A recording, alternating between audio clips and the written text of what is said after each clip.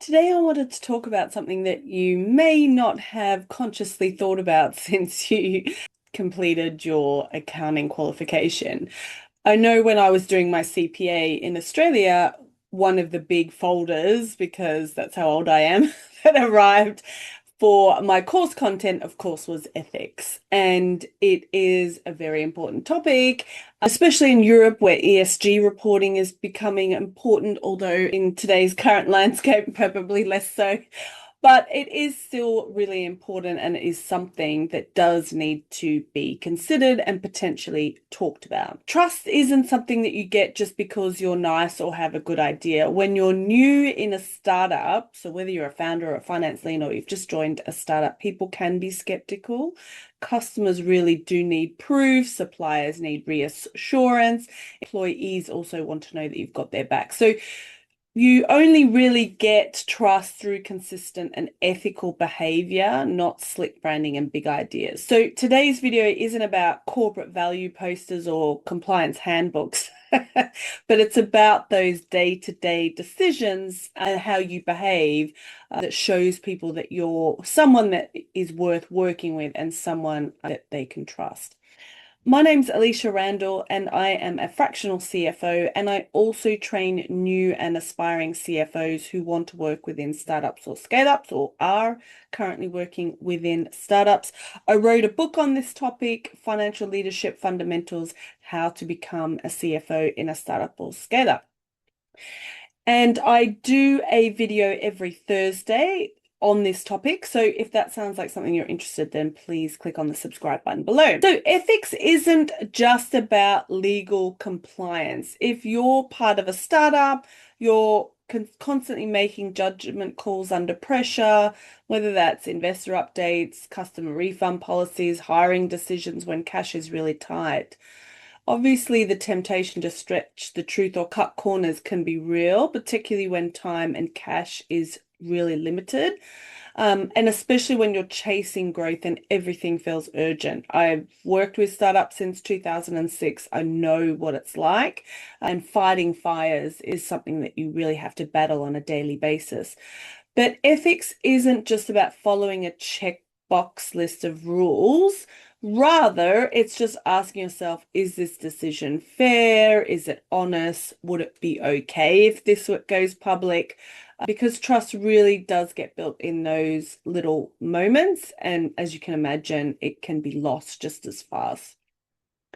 So why ethical startups stand out? So startups really don't get a second chance when building a reputation. This is why board members are also very keen on reputation because they know that once lost, it can be quickly downhill. So if you're known as someone who fudges the numbers, dodges tough decisions, or doesn't own up to mistakes, then people will really remember. But on the flip side, when you're known to be quite direct, quite fair, quite straight talking and transparent, and even when things go wrong, you own up to it, work out how to fix the problem, you will earn respect quite fast. So what's really important is what people will say about you when you're not in the room. I'm not talking about high school politics. I'm talking about ethics. So, and this is really shaped by the ethical culture that you create. So how to build trust through ethical behavior. So there's a few tips that I wanted to go through. The first one is to lead with integrity. Now, this one might sound quite obvious, but you might be surprised how many leaders don't necessarily do this. I've seen this more than once.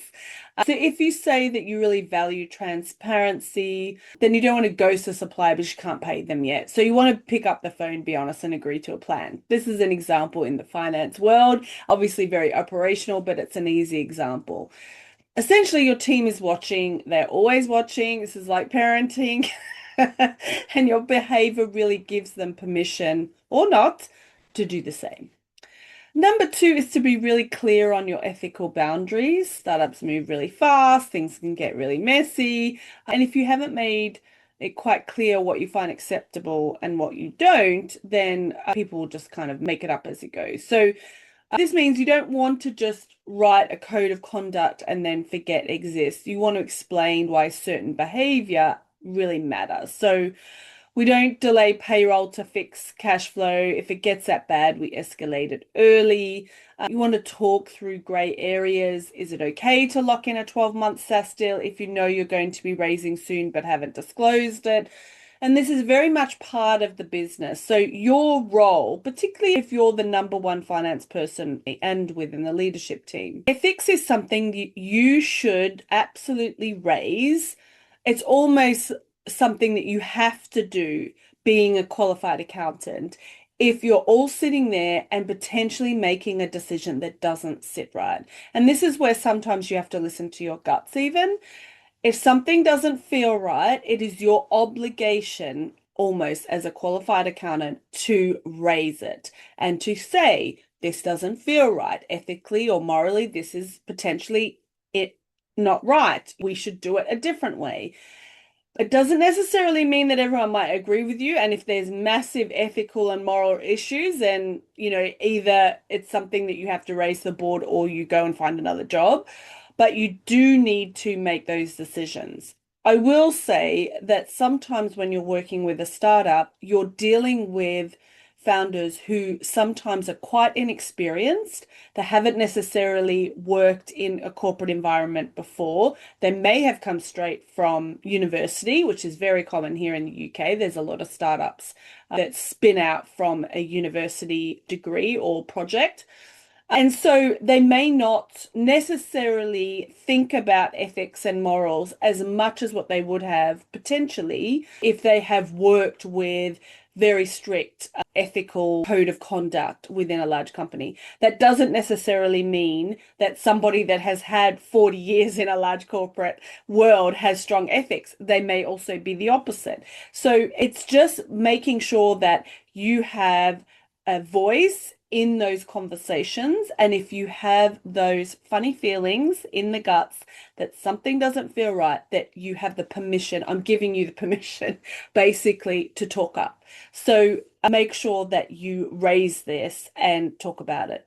Most of the time, especially with my experience in startups, if something doesn't quite feel right, it's not because people are being malicious and dishonest on purpose. It's perhaps something that I've just overlooked in the excitement of going off on a tangent or thinking of a new thing. 99% of the time, it's nothing really to worry about. It's just perhaps, as I said, a little bit of an experience or a little bit of excitement and overlooking or not registering that there potentially might be an ethical or moral issue here. So just be aware that that can happen. And so that, again, if you have that feeling, talk about it. Number 3 is to create a safe channels for feedback. So if people are scared to speak up, then ethical problems will absolutely go underground or they just will be buried. So you really do want to encourage a culture where people can raise questions, they can flag concerns, admit mistakes as well without fear of punishment. So you absolutely want issues raised early so they can be fixed quickly and not when they've snowballed. So even in small teams, consider whether an anonymous form or regular one-to-ones where ethical friction points can be discussed so that you can spot those risks earlier and people will feel safer. Number 4 is show how to make decisions. So if you're in finance, this is really important. People often assume that many decisions happen behind closed doors, which can really breed suspicion, even if you're doing everything right. So maybe you do want to explain your process if you feel that that's a bit of a problem in your situation. So how did you set budget? Why is spending frozen in one department and not another? What's your criteria for approving supplier payments terms? Again, transparency earns trust and vagueness makes people nervous. I personally worked for one of the biggest companies in the world, and they were the opposite. They actually prided themselves on secrecy. And I will say the culture in this company was horrific, and there was a lot of anxiety. There was a lot of people hiding mistakes. It would have been run a lot better if people were trusted and there was an element of transparency. I mean, in saying that, it's one of the biggest companies in the world. So, but working for this company was horrific. So Is that ethical even? Treating your employees badly? Potentially not.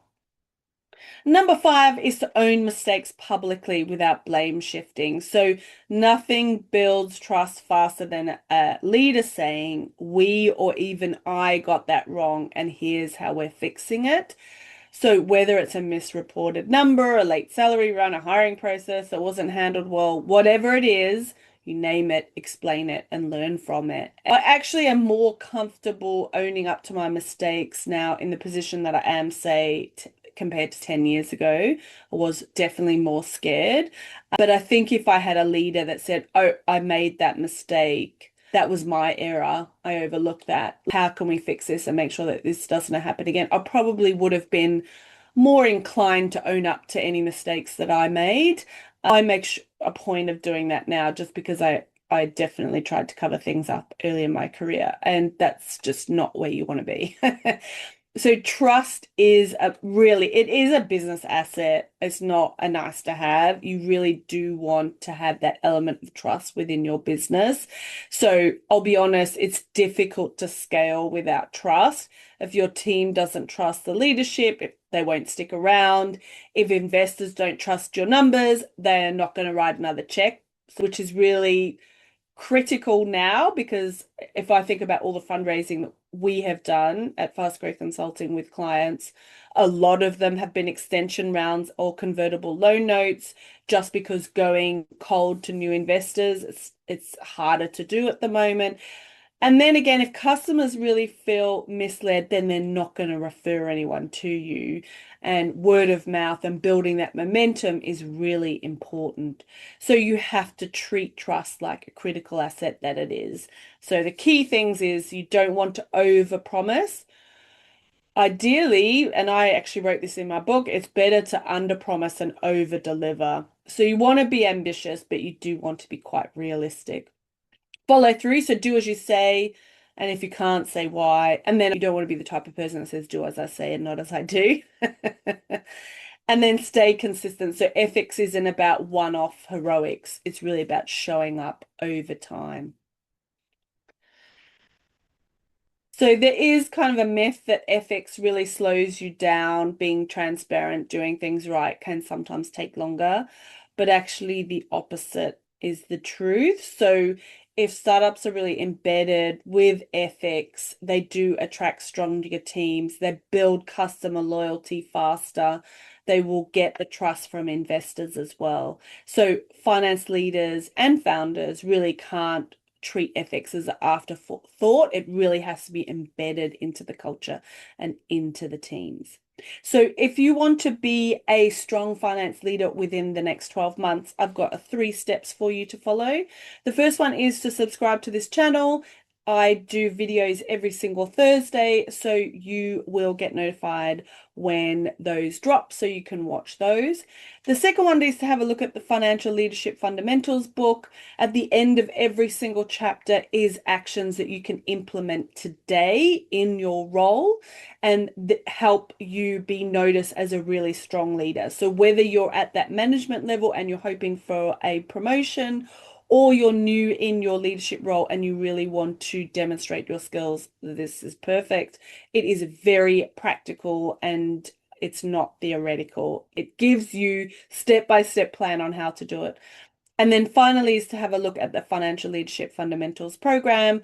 We work with finance leaders very closely. We go through things in a lot more detail. It's the same framework, but it's going through things in more detail. And we also have Q&A sessions on Zoom where we go through any of your questions that you have, whether that's in a group setting or one-to-one, so we can make sure that you are really confident in your role in 12 months. So thanks so much for watching, and I'll see you in the next video. Cheers.